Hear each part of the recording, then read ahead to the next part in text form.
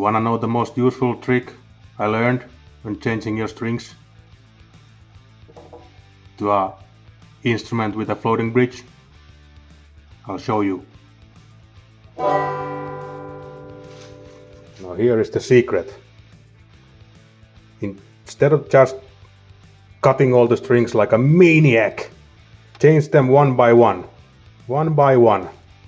I usually like in a banjo like this that has 5 strings, I usually change the middle ones first and then change the outer ones.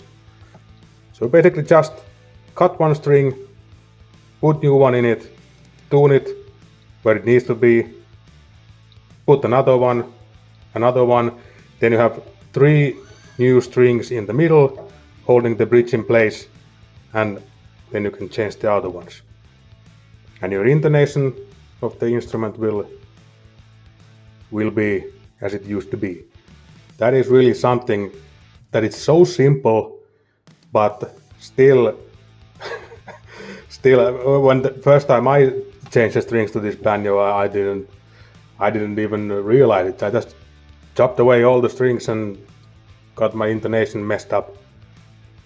And this also works for all the other instruments that has the floating bridge. For example, like if you have a cigar box guitar or something, works like a charm.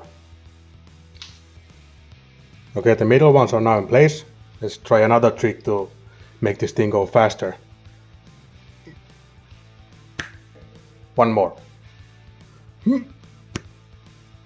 There we are. Strings are now in place. Let's see how we did.